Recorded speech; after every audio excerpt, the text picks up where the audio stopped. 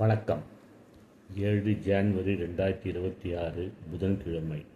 Yoga meditation மனவழி பயிற்சிகள் பாகம் 52. படபடப்பு மிகுந்த சினத்தால் துடித்தாரே துர்வாசர். ஏன் தெரியுமா? அவருக்கு இந்த மந்திர கவசம் அமையவே இல்லை.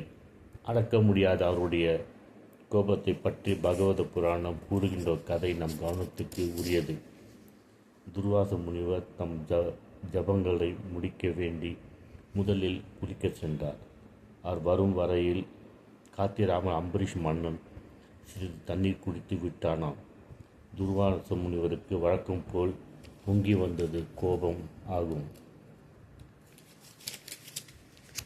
அம்பரீஷ் மன்னனுக்கு பாதுகாப்பாக இருந்த நெருப்பு வளையம் ஒன்று துர்வாசர் முனிவரை விரட்ட ஆரம்பித்தது. கடைசியில் வேறு வழி இல்லாமல் தம் கோபத்திற்கு இலக்கான மன்னனிடம் நாணி சரண் புகுந்து தப்பினார் துர்வாசர்.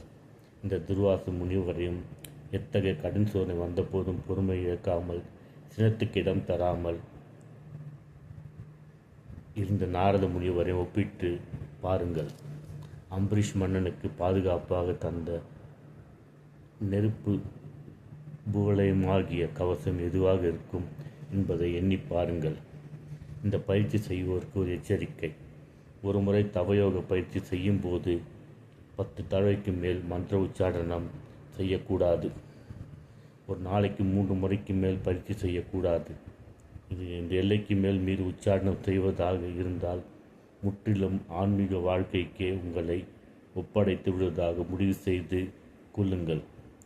லௌகீக மார்க்கத்தில் இருப்பவர்கள் மந்திர உச்சாரணத்தில் அளவோடு நிற்க வேண்டும். நன்றி.